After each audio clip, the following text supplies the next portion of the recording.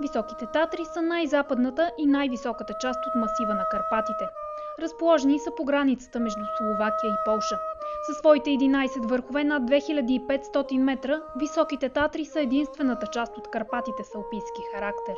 Повечето високи върхове се намират в словашката част на планината. Най-високият връх е Герлаховски щит с височина 2655 метра. Най-популярният обаче безспорно е Ломницки щит 2633 метра.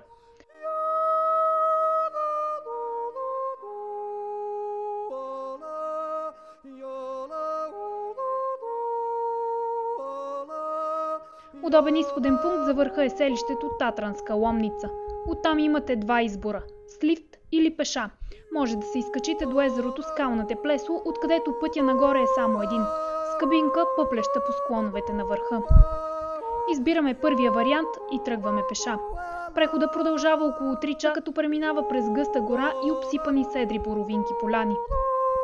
8-минутното пътуване с кабинката към най-високата точка на Ломницки щит изглежда изпитание. По трасето няма нито един подпорен стълб за въжето. Всъщност, изобщо не е страшно. Усещането е като да се возиш в асансьор. А гледката от върха? Нея ще оставим без коментар.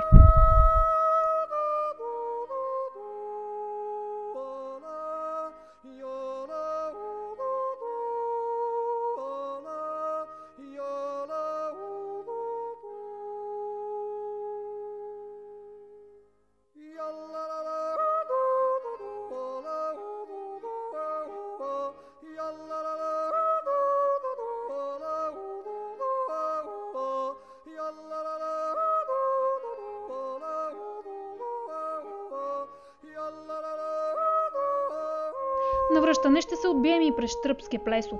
Езерото не е най-дълбокото, нито пък най-голямото в Татрите. Разположено е на надморска височина 1347 метра и е с максимална дълбочина 20 метра. С скищанцата, на която е проведено световното първенство през 1970 година, това е един от най-популярните ски курорти в словашката част на планината.